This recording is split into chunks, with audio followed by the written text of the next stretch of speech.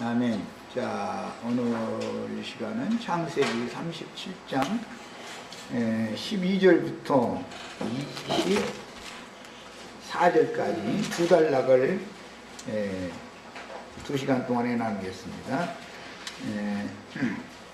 형제님들이 먼저 한 절 읽고 자매님들이 한 절 읽고 또박또박 정신을 들여서 집중해서 말씀을 음미하면서 읽으시기 바랍니다. 자, 같이 읽겠습니다. 형제님들이 먼저 읽습니다. 그 후에 형들이 세겜에 가서 아버지의 양떼를 칠 때에 이스라엘이 요셉에게 이르되 내 형들이 세겜에서 양을 치지 아니하느냐 너를 그들에게로 보내리라. 요셉이 아버지에게 대답하되 내가 그리하겠나이다. 이스라엘이 그에게 이르되 가서 네 형들과 양떼가 다 잘 있는지를 보고 돌아와 내게 말하라 하고 그를 헤브론 골짜기에서 보내니 그가 세겜으로 가니라. 어떤 사람이 그를 만난즉 그가 들에서 방황하는지라. 그 사람이 그에게 물어 이르되 내가 무엇을 찾느냐. 그가 이르되 내가 내 형들을 찾으오니 청하건대 그들이 양치는 곳을 내게 가르쳐 주소서. 그 사람이 이르되 그들이 여기서 떠났느니라. 내가 그들의 말을 들으니 도단으로 가자 하라 하니라. 요셉이 그의 형들의 길을 따라가서 도단에서 그들을 만나니라. 요셉이 그들에게 가까이 오기 전에 그들이 요셉을 멀리서 보고 죽이기를 꾀하여 서로 이르되 꿈꾸는 자가 오는도다. 자, 그를 죽여 한 구덩이에 던지고 우리가 말하기를 악한 짐승이 그를 잡아먹었다 하자. 그의 꿈이 어떻게 되는지를 우리가 볼 것이니라 하는지라. 루벤이 듣고 요셉을 그의 손에서 구원하려 하여 이르되 우리가 그의 생명을 해치지 말자. 르벤이 또 그들에게 이르되 피를 흘리지 말라. 그를 광야 그 구덩이에 던지고 손을 그에게 대지 말라 하니 이는 그가 요셉을 그들의 손에서 구출하여 그 아버지에게로 돌려보내려 함이었더라. 요셉이 형들에게 이르되 그의 형들이 요셉의 옷 곧 그가 입은 채색 옷을 벗기고 그를 잡아 구덩이에 던지니 그 구덩이는 빈 것이라 그 속에 물이 없었더라. 자, 이렇게 두 단락 말씀을 나눌 겁니다. 자료를 다 해드렸고 지난 시간 2시간 동안에 창세기 36장에서 37장으로 넘어가면은 현저하게 그 문맥의 그 느낌이 달라진다라는 걸 말씀을 드렸었어요. 이것은 마치 이사야서를 읽을 때 39장까지의 그 느낌과 40장 이후의 느낌이 확연하게 달라지는 것처럼 한 어떤 경점의 분기점을 지금 말하고자 한다는 것을 마음에 잘 담아두셔야 되겠고 37장 이후 이제 38장을 빼고 50장까지는 전체가 다 신약 성경의 말씀에 이게 맞춰서 기록이 된 그런 내용으로 문체 자체가 딱 바꿔져 버렸기 때문에 좀 읽으실 때 이해하기가 좀 쉽겠다 이렇게 받아들일 수가 있을 거예요. 평이한 문체로 되어 있죠. 그러나 사실은 이런 문체가 더 어려운 겁니다. 이해하기가. 그래서 오늘 이제 우리가 12절에서 17절 사이에 나오는 첫 단락과 18절에서 24절까지 나오는 두 번째 단락을 읽었는데 첫 번째 단락에서는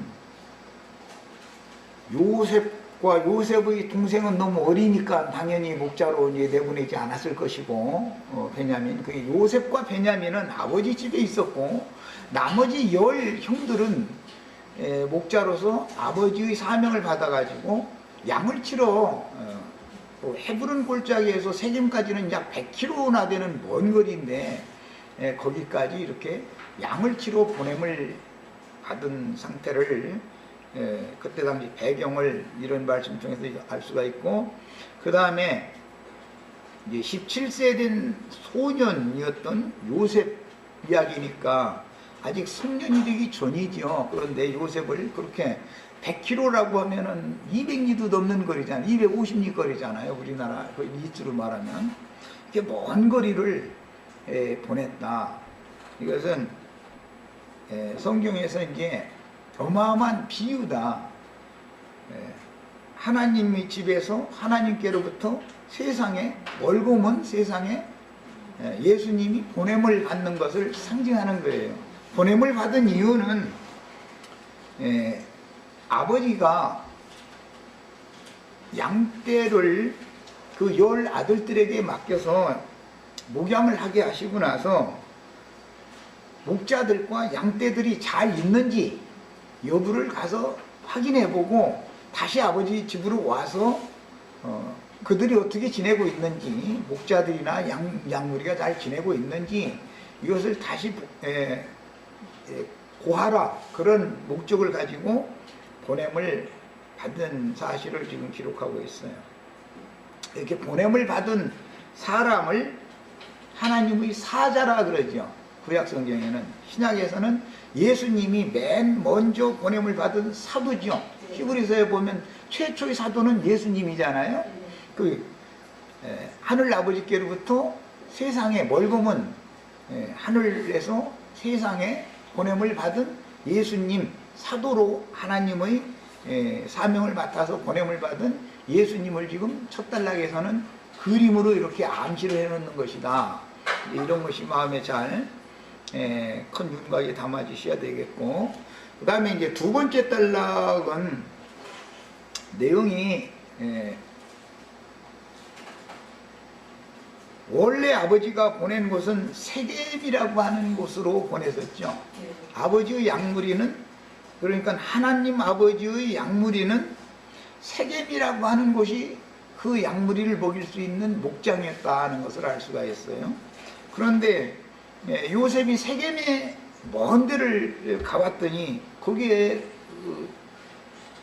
형들 10명이나 또는 10 형들에게 맡긴 양떼들이 그곳에 있지 않았다는 것이죠. 이것은 아주 중요한 내용이고 굉장히 어려운 내용이지만,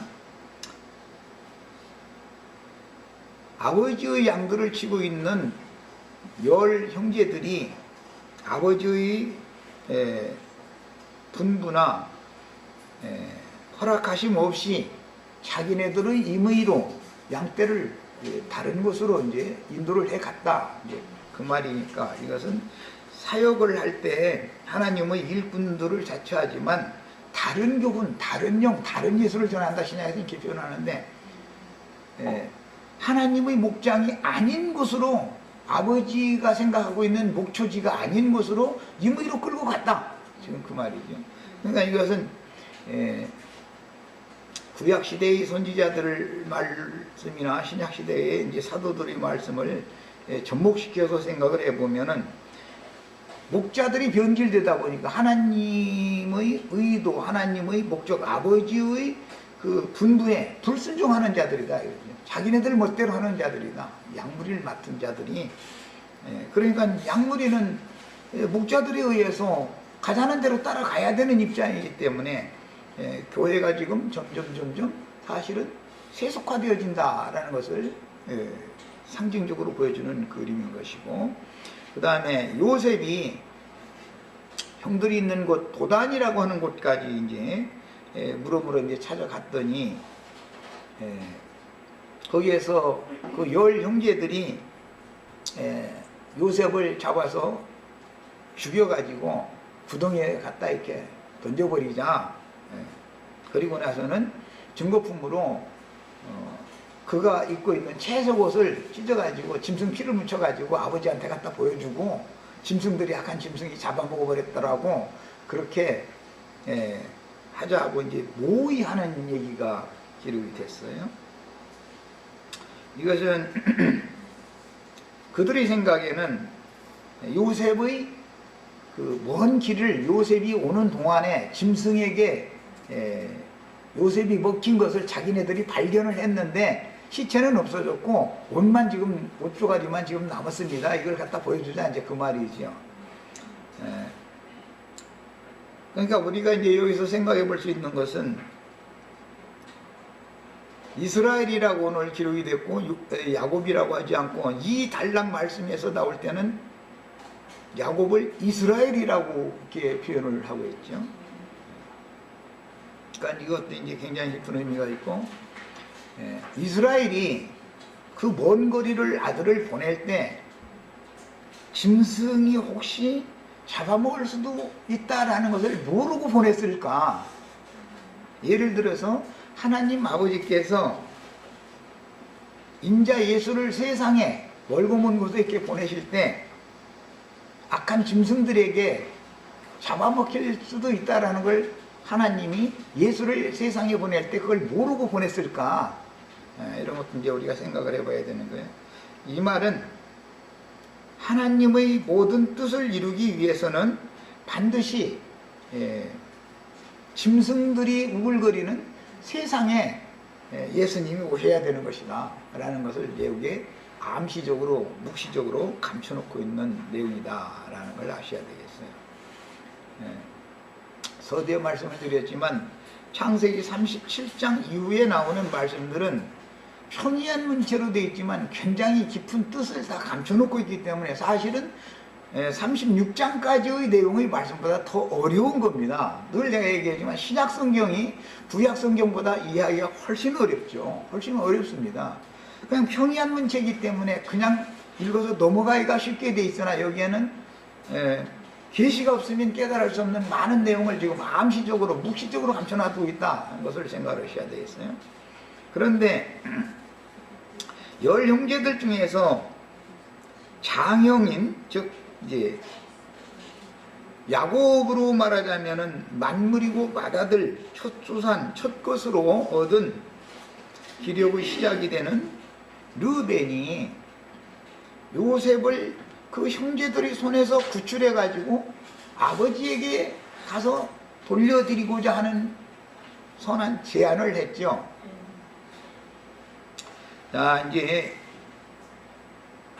여기서는 구원자가 누구냐라는 것이 첫 번째 암시대가 되어져 있는 것이고, 육적인 장자가 요셉을 구원할 수 있을까 하는 문제가 첫 번째 제시되는 거예요. 그 다음에 이 르벤은 율법의 기초가 되는 피를 흘리지 말아야 된다라는 거. 짐승이든 사람이든 노아의 때 이게 주신 게 말씀인데, 짐승이 피를 흘리면 짐승에게서 피값을 찾으실 것이고 하나님이, 사람이 피를 흘리면 그 사람에게서 피값을 반드시 찾는다. 이게 이제 히브리인들이 철두철미하게 지켜오던 대대로의 율법이에요. 이제 피 흘림에 관한 율법과 신약의 복음 적용 내용이 여기에 암시되어져 있다. 그런데 르벤은 피를 흘리지 말자고 제시를 했지 그 피를 흘리자라고 하지를 않죠. 그러니까 열 형제들 중에서 지금 현재 하는 말을 들어보면 르벤이 가장 의로운 것이죠. 다른 형제들보다 르벤이 제일 옳은 말을 한 거잖아요. 피를 흘리면 안 되는 것이죠. 그런데 실제는 이제 다음 단락에 넘어가 보면, 오늘은 거기는 읽지 않았지만 르벤의 말은 묵살당하고 유다의 말에 청종을 하게 됐죠. 자, 그러니까 이제 암시적으로 뭘 다루고자 하느냐, 이스라엘의 장자권이 누구에게 있느냐라는 걸 지금 다루고자 하고, 구원자는 르벤이 아니라 하나님 자신의 손에 있는 문제다라는 걸 여기서 지금 감춰놓고 있는 것이다라는 걸 알 수가 있죠. 요셉을 죽이든 살리든 모든 행하시는 일은 하나님이 하시는 것이지 르벤이 이러자고 한다 해서 그렇게 되는 것도 아니고, 또는 뭐 누가 이렇게 하자고 한다 해서 그렇게 되는 게 아니다는 것이에요. 요즘에 이제 인본주의 신앙을 가르치는 어떤 사람들이 오늘 아침에 오면서도 들어보니까 왜 그렇게 신앙생활 오래 했는데 나에게는 믿음이 안 오느냐고 그렇게 호소하고 항의하는 사람들이 어느 목사님한테 그런 사람들이 많이 있다는 거예요. 자기 예배당에도. 그러니까 그러면 대책은 뭐냐 하고 이제 설교를 하는데 들어보니까 오늘부터 믿기로 작정을 하래. 그럼 믿어진다고? 야, 그래서 야, 이 사람 참 믿기로 작정하면 믿어집니까? 그러면서 뭐 부부간에 어떻게 믿느냐고, 남편이 어디 가서 뭔 일을 하는지, 아내가 어디 나가서 뭔 일을 하는지 어떻게 믿느냐고, 믿기로 작정해야 믿어지는 거 아니냐고 그러는데 나는 믿기로 작정하면 더 안 믿어져. 믿음을 주셔오면 믿음의 주인께서 오셔서 말씀을 들을 때, 믿음이라는 건 들음에서 나는 거기 때문에 말씀을 들려주는 사람이 있어야 되고, 그 사람이 사람들에게 보냄을 받아야 되고, 보냄을 받은 목적은 말씀을 들려주러 보냄을 받는 거니까 말씀을 들으면 믿음으로 취할 수 있도록 신께서 계시해 줘서 깨달아져야 믿어지는 것이죠. 내가 믿겠다고 결심한다 해서 믿어진다면 이게 기독교계 그게 보편적인 신앙이다 이거예요. 내가 믿겠다고 작정한다 해서 결심한다 해서 믿어지면은 그것이 성경이 말하는 믿음이겠냐 말이에요.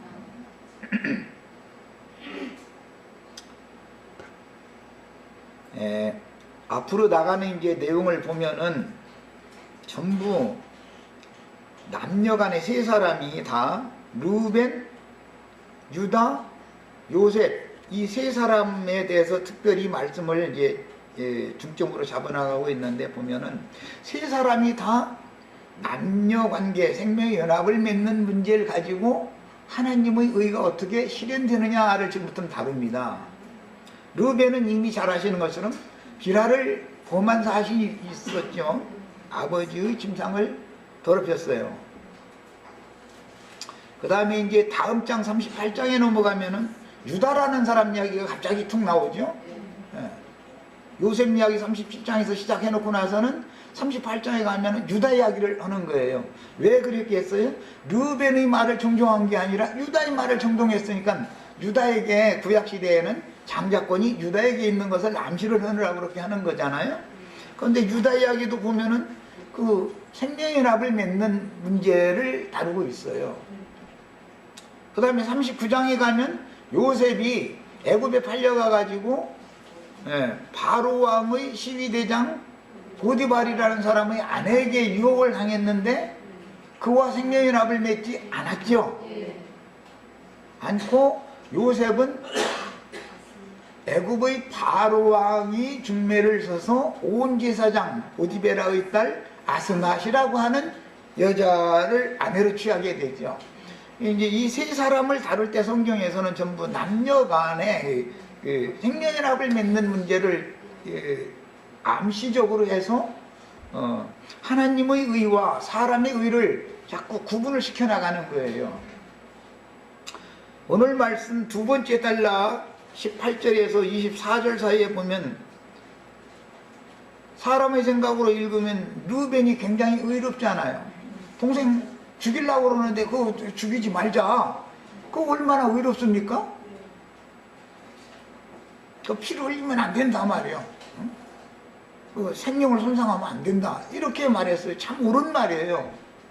이것이 조금 전에 설명을 아까 했던 구약시대에는 율법의 저주 아래에 있는 율법사, 대제사장, 율법사, 서기관, 바리새인, 사두개인, 이런 사람들의 모습이다 이 말이야. 르우벤이라는 사람의 의가 그런 사람들의 의다 이거예요. 하나님이 인정하는 의가 아니라는 거예요. 사람으로 보면 르우벤이 참 굉장히 옳죠. 지금 보면 그렇잖아요. 그러면 당연히 아버지가 장자권을 르우벤에게 줘야 맞는 거죠. 그러나 성경은 사람이 옳은 것이 하나님이 옳은 것은 아니다. 지금 그 말을 하고자 하는 것이죠. 38장에 가서 유다가 그 며느리 보고 처음에는 그 끌어다가 불살라 죽여라고 했죠. 그러고 나서는 나중에 깨닫고 보니까 나보다 그가 더 의롭다 그랬죠. 그게 전부 지금부터는 하나님의 의와 인간의 의를 다루는 얘기죠. 사람이 생각하는 선함이나 의로움이라고 하는 것은 하나님이 말하고자 하는 구속사에서 말하는 선함과 의로움과는 어떻게 다르냐를 지금부터 다뤄간다 이 말이에요. 그러니까 구속사인 거예요. 그래서 이거 이제 생명의 책이다 그러고 구원의 말씀이다 그러는 거예요. 예, 이런 관점을 가지고 성경을 읽을 줄 아셔야 되겠어요. 예, 이제는 그 헌윤곽을 말씀을 드렸고 자료 말씀을 가지고 같이 한번 읽어보겠습니다. 구체적인 설명을 좀 여기 해놨으니까. 예, 요셉의 형들은 이스라엘 왕국을 대표하는 목자들이었다. 그런데 자기 양을 치는 것이 아니라 아버지의 양을 치는 자들이지요. 자, 이것은 하나님의 양물이라는 것은 이스라엘 백성들이죠. 그 백성들을 위해서 왕이나 대제사장이나 제사장들이나 율법사, 서기관 이런 사람들을 하나님이 땅의 왕족들을 그 권위를 맡겨서 왕권을 맡겨서 제사장권을 맡겨서 양무리를 치게 부탁을 했다 이거예요. 아버지의 양을 치는 거예요. 자기네들의 양을 치는 게 아니죠 지금. 그런데 이 모든 목자들 중에 목자장이 되시는 예수님은 하나님의 집에서 하나님과 같이 계시다가 내가 보낸 종들이 양무리를 잘 목양을 하고 있는지 네가 멀지만 너 가서, 그런데 뭐 단체적으로 오는 게 아니고 이제 오실 때는 요새 혼자 이렇게 보냄을 받았죠. 그 위험한 거리인데 짐승들이 득실하는 그런 그때 당시 이제 먼 거리에 요셉을 그냥 혼자 보냈다는 거잖아요. 또 가라고 하니까 요셉은 내가 그리하겠나이다. 순종이지요. 예수님이 보냄을 받을 때 아이 난 그 먼 길이 왜 가라고 그러냐고 나 안 갈란다 그러면 예수님이 하나님의 종으로 보냄 받을 수가 없는 것이죠. 요셉은 그 먼 거리임에도 불구하고 그 위험이 많은 곳인 것을 뻔히 알면서도 그냥 두말 없이 내가 그리하겠나이다. 내가 너를 보낸다 그러니까 그리하겠나이다 하고 순종하는 모습을 딱 보이잖아요. 이제 이런 예수님의 모습에 대한 상징인데 이런 모습이 결국 우리 형제 자매님들에게도 그대로 이루어져야 돼요. 말씀을 맡았으면 사명을 맡았으면 반드시 보냄을 받게 돼 있어요. 이제 신약에서는 이런 사람들 사도들이라 그래요. 보냄을 받은 자는 보내신 이의 일을 이루어야 되는 거예요. 세상에 보냄을 받았으면. 예수님은 계속 그 얘기를 해요. 사람들 만날 때마다. 나의 일은 나를 보내신 이의 뜻을 세상에서 행하여 이루는 것이다. 계속 그 얘기를 해요. 이게 지금 창세기 37장에 연유된 말씀이다 이거예요. 우리들도 이제 이런 말씀을 받았으면은, 그런데 허들판 어떤 세겜성 사람들 이방인들에게 보냄을 받은 것이 아니고 자기 땅 자기 백성들에게 자기 형제들에게 보냄을 받은 거예요 사실은 지금. 그런데 거기 가서 박해를 받는 것이죠. 거기 가서 잡혀 죽는 것이죠. 우리 형제 자매님들도 사실은 세상에 보냄을 받았다 그러지만 세상 교계에 보냄을 받는 것이 성경의 이야기다. 예수를 박해하고 죽인 것처럼, 요셉을 붙잡아서 이렇게 죽인 것처럼 옷 벗기고 죽였다 그랬는데, 요셉의 채색옷이라고 하는 것은 하나님이 그를 특별히 사랑하는 자라는 표시잖아요. 그런데 그 옷을 형제들이 오자마자 옷을 벗겨버렸다라는 것은 이제 아버지의 사랑을 이 세상에 보냄을 받는 한은 아버지의 사랑을 더 이상은 못 받는다 그 말이겠죠. 옷을 벗었다, 옷 벗김을 받았다라는 말은 지금까지 아버지의 사랑을 받고 누리던 것이 너는 이제 끝났다 그 말이니까. 그래서 우리 형제 자매님들도 그렇게 사랑하는 아들을 이렇게 먼 곳에 보내서 죽게 하시는 하나님의 뜻이 우리들에게도 이루어져야만 되는 거예요. 그 다음에 이스라엘의 양무리들 전체를 대표하는 이 10명의 목자들은 만수를 지금 12 중에서 10명이니까 이것은 목자들이 때에 따라서 필요에 따라서 많이 보냄을 받는다라는 것을 암시하는 것을 알 수 있어요. 마태복음 23장에 보면 예수님 오시기 전에도 하나님께서 그 종들을 부지런히 보내셨다고 그랬어요. 그런데 그 유대 교인들의 조상들은 하나님이 보낸 종선지자들을 다 박해하고 더러는 죽였더라는 거예요. 그래서 아직 피의 양이 덜 채워졌기 때문에 예수를 죽여서 피의 양을 채워야 되는 것이단 말이에요. 그 예수가 세상에 오신 것은 그 앞서서 보냄받은 하나님의 종들이 흘린 피의 양을 채우러 보낸 거예요. 보냄을 받았던 것이죠. 그러니까 여기서는 요셉을 죽이지 않아서 요셉의 피가 흘려지지 않은 거예요. 이것은 루벤의 제안이 있었고 유다의 제안 때문에 이렇게 된 것이죠. 그러나 사실은 신약 성경에 와서는 예수님이 피를 흘려야 되는 것이죠. 실제적으로.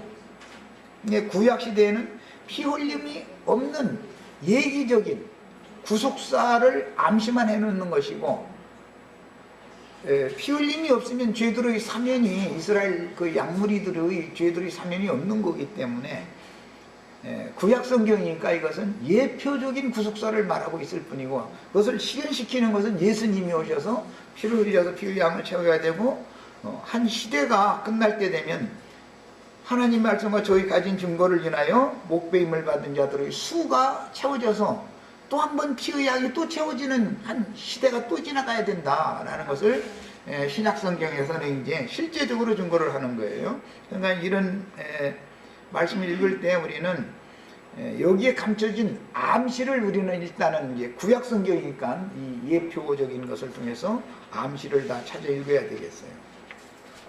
피 흘림과 관계가 있다라는 거 말씀을 드렸고, 피를 흘리지 않은 것은 사람으로 보면 르벤이 굉장히 의로운 거예요. 요셉의 피를 흘리지 않은 거니까.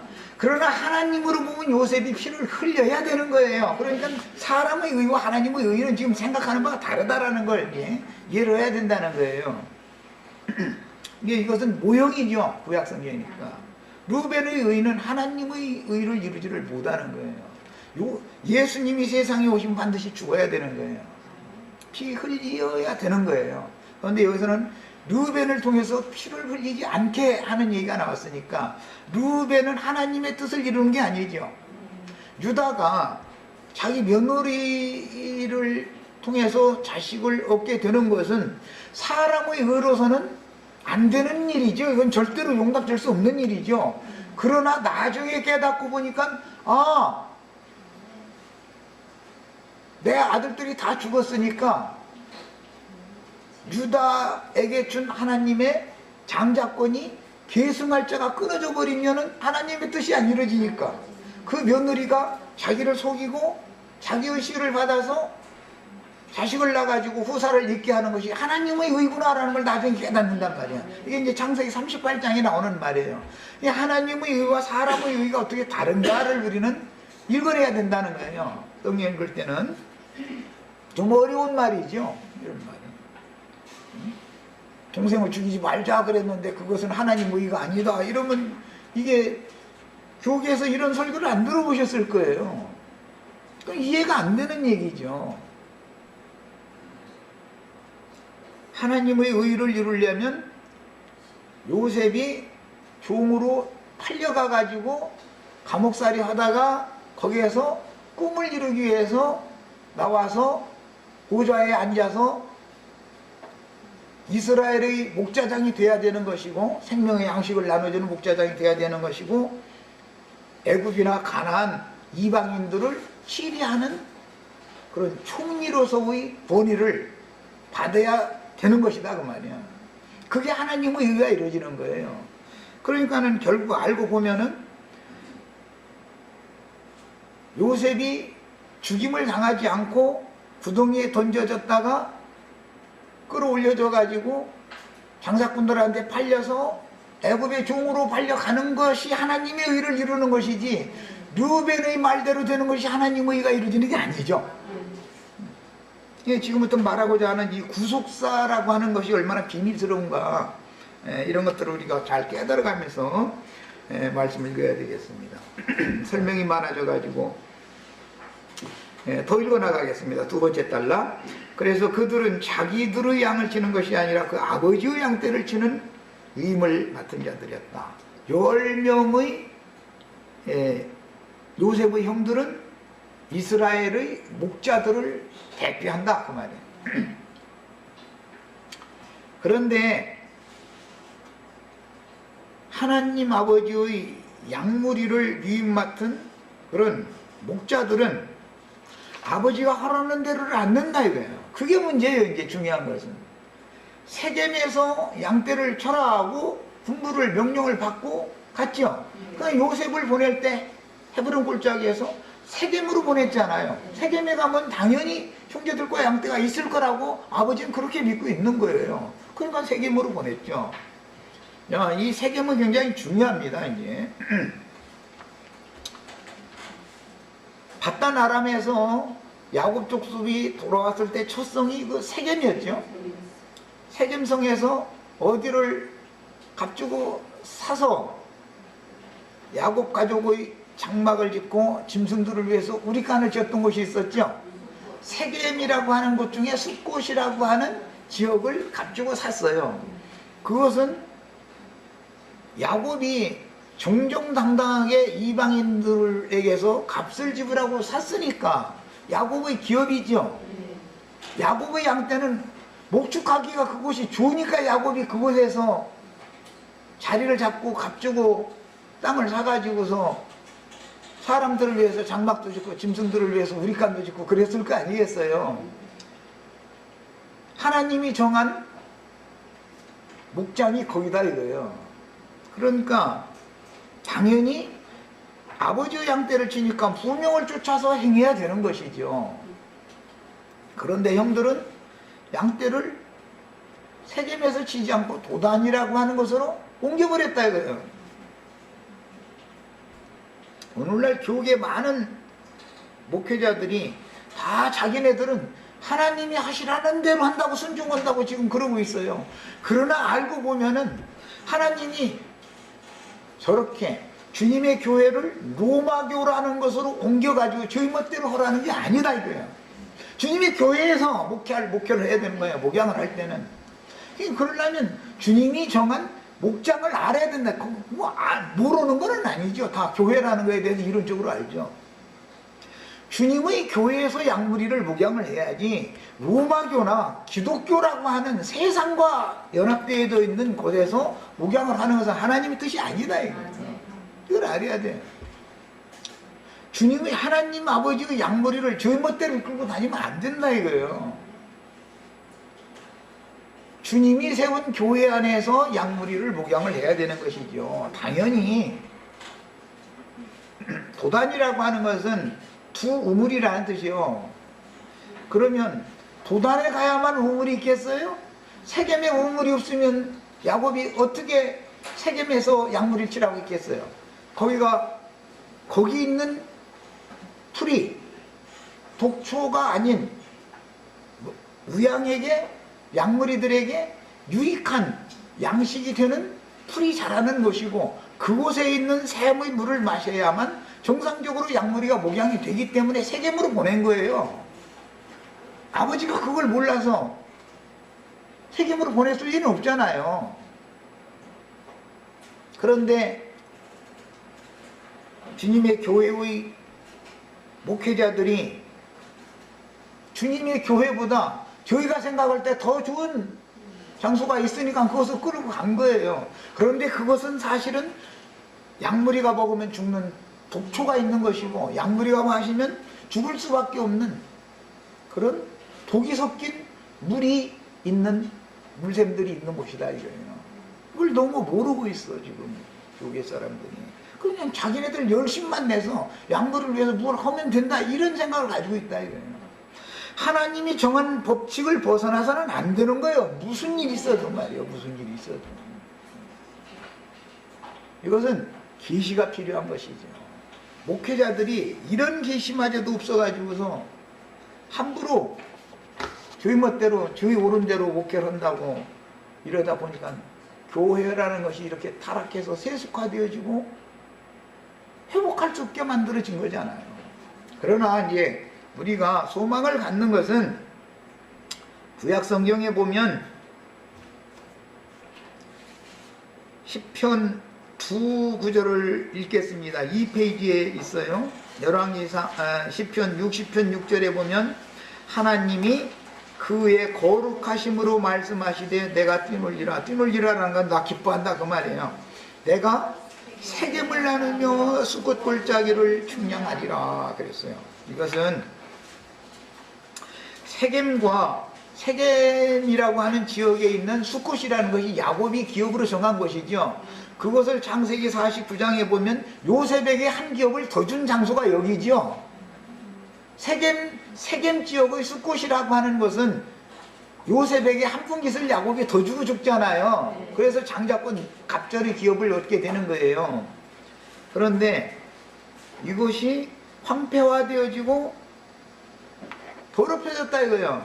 그러나 주님께서는 반드시 세겜을 나눈다라는 것은 세속화된 것에서 거룩하게 분별시키겠다 그 말이고, 그 골짜기를 측량한다라는 말은 나의 것으로 취한다, 성별시켜서 내 것을 삼는다 그 말이에요. 야, 이것이 예언이다.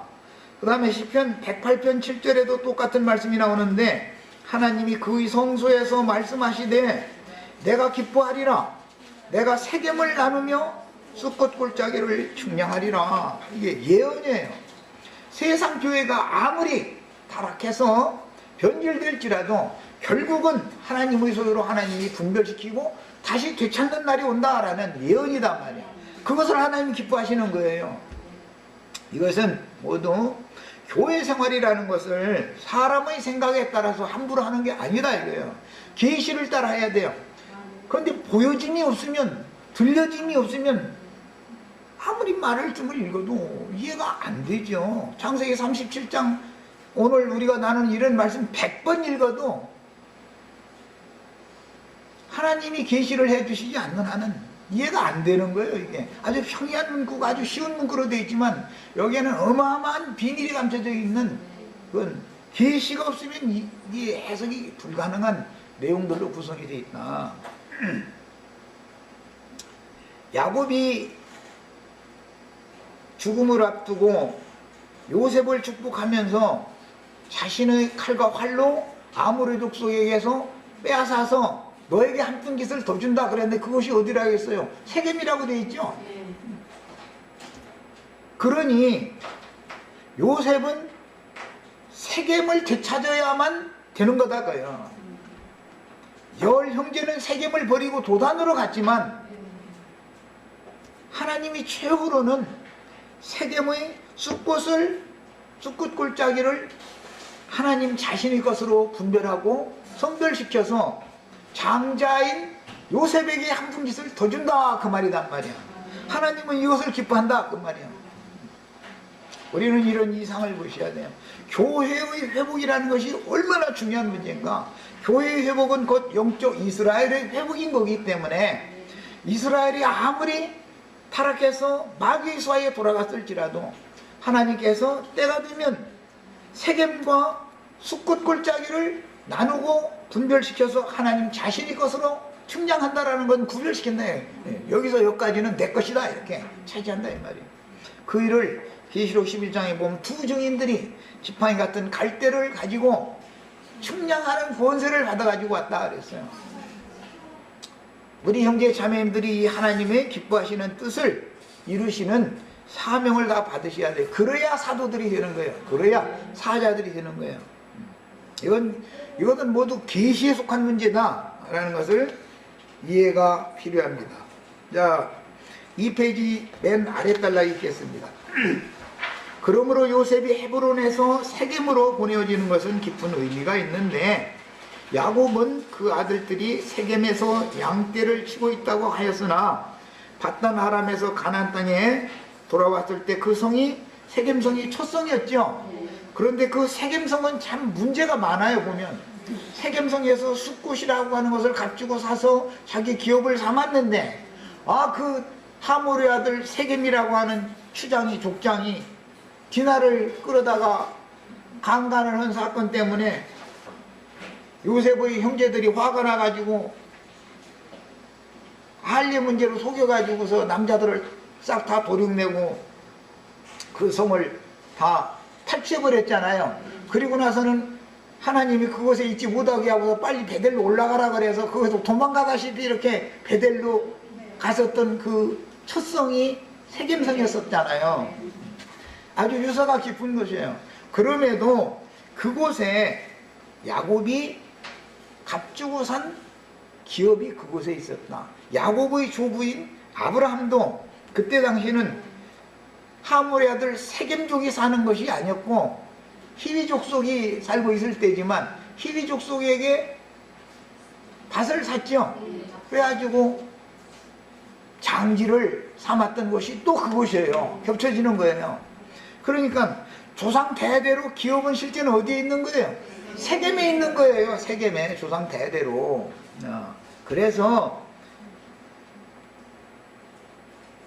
우리 믿음의 선조들이 기업으로 정한 그 기업을 우리가 되찾고 회복시켜서 2배의 기업을 갖는 장자권자들이 되는 이상을 우리를 통해서 실현을 해야만 된단 말이에요.